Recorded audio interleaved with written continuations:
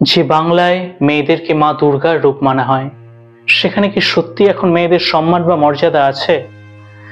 যেখানে একটা মেয়ে টানা 36 ঘন্টা মানুষের সেবা করে যাওয়ার পর তার জন্য থাকে টর্চার, রেপ আর মার্ডার।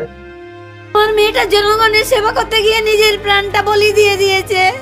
আমি সবার পা ধরছি, আমাকে একটু দেখতে দিন আমার মেয়েটাকে। আমার একমাত্র মেয়ে চলে গেছে, কেউ বুঝতে পারবে না সেই ব্যাপারটা। আমার যেটা ভেতরে ফিলিংস হচ্ছে, কেউ আমাদের দেখতেই দিচ্ছে না। বেলা দুটোই গিয়ে অনেক ঝামেলা করার পরে আমাদের দেখতে দিয়েছে। আমার মেয়ে এখন বড় হয়ে গেছে, এমডি সিনিয়র ডাক্তার সে।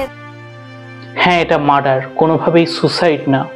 36 ঘন্টা লাগাতার কাজ করার পর কিছু সময়ের জন্য কলেজের সেমিনার হলে রেস্ট করতে যাওয়ার পর ওখানে তার সাথে ঘটে অকথ্য অত্যাচার। সোশ্যাল মিডিয়া থেকে ধীরে ধীরে সব তথ্য বাইরে আসছে। বাবা মাকে পর্যন্ত প্রথমে মিথ্যে ইনফরমেশন দেওয়া হয় যে এটা মার্ডার না, এটা সুসাইড। হ্যাঁ হ্যালো, হ্যাঁ বলুন। আমি আজিকর বলছিলাম। হ্যাঁ আচ্ছা আপনারা আসছেন তো? হ্যাঁ একদম আসছি। কেমন আছে শরীর? আপনারা আসুন, আসলে কথা হবে। আসুন আজিকর হসপিটালে আসুন, আমাদের এই চেস্ট ডিপার্টমেন্টের এইচওডি স্যারের কাছে আসুন। আচ্ছা হ্যাঁ বলুন। হ্যালো হ্যালো, হ্যাঁ বলুন। অমিতার বাবা বলছি। হ্যাঁ বলুন বলুন। কি হয়েছে কি সেটা বলো না একটু। ওনার অবস্থা খুবই খারাপ। ওনার অবস্থা খুবই খারাপ। আপনি যতটা তাড়াতাড়ি পারবেন চলে আসুন। কি হয়েছে না সেটা বলো না। এটা তো ডাক্তার বলবে, আপনি একটু তাড়াতাড়ি চলে আসুন এখানে। আপনি কে বলছেন বলুন তো? আমি অ্যাসিস্ট্যান্ট সুপার বলছি, আমি ডাক্তার বলছি না। ডাক্তার নেই ওখানে কেউ? আমি সুপারিনটেন্ডেন্ট কথা বলছি। হ্যালো, হ্যাঁ ঠিক আছে। হ্যাঁ আমি অ্যাসিস্ট্যান্ট সুপারিনটেন্ডেন্ট কথা বলছি। আপনার মেয়েকে আমরা এমার্জেন্সিতে নিয়ে এসেছি, আপনারা আসুন, এসে যোগাযোগ করুন। ও কি হয়েছিল? কি ও তো ডিউটিতে ছিল। আপনারা জলদি চলে আসুন, যতটা তাড়াতাড়ি পারবেন।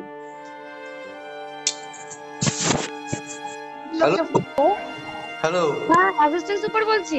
হ্যাঁ হ্যাঁ শুনুন, আপনাকে তখন বারবার বলছিলাম, ব্যাপারটা হচ্ছে যে আপনার মেয়ে মৌমিতা, উনি সুসাইড করেছেন হয়তো, বা কিছু মারা গেছেন।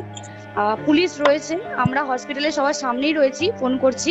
আপনারা যত তাড়াতাড়ি পারবেন চলে আসুন। আমরা আসছি এক্ষুনি আসছি। হ্যাঁ খুব তাড়াতাড়ি চলে আসুন। কেসের প্রমাণ লোপাট করার জন্য সব চেষ্টা করা হয়, এভিডেন্স যতটা সম্ভব ধ্বংস করার চেষ্টা চলেছে। রেনোভেশনের নাম করে সেমিনার হলের অপোজিট পোর্শন পর্যন্ত ভেঙে দেওয়া হয়। টোটাল সিস্টেম কম্প্রোমাইজ করে চাপা দেওয়ার চেষ্টা করে। এই ঘটনায় অ্যারেস্টের ব্যাপার তখন শুরু হয় যখন বাংলার প্রতিটা কোণা জেগে ওঠে। ন্যাশনাল আর ইন্টারন্যাশনালি ভাবে যখন মিডিয়া অ্যাটেনশন মিলতে থাকে, 25টি দেশে 130টি শহরে এর জন্য মানুষ প্রোটেস্ট করতে শুরু করে। এত কিছুর পরও যখন এই তথ্যকে সামনে আসা থেকে বন্ধ করা যাচ্ছে না, তখন শুরু হয় ভয় দেখানো।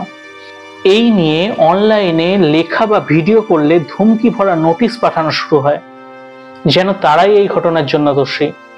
ডক্টরদের চালানো আন্দোলন বন্ধ না করলে তাদের কেরিয়ার শেষ করে দেওয়ার হুমকি দেখানো হয়।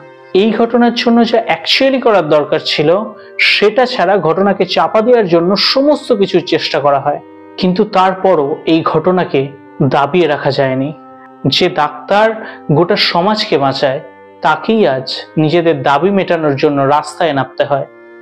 এই সমাজে এর থেকে লজ্জার আর কিছু হয় না। বাংলার শিল্পীরা সরকারের তরফ থেকে পাওয়া পুরস্কার পর্যন্ত ফিরিয়ে দিতে থাকে। সারা রাত দিন সকলে মিলে এই আন্দোলনের প্রতিবাদে অংশ নেয়। প্রত্যেকের মুখে একই স্বর ওঠে,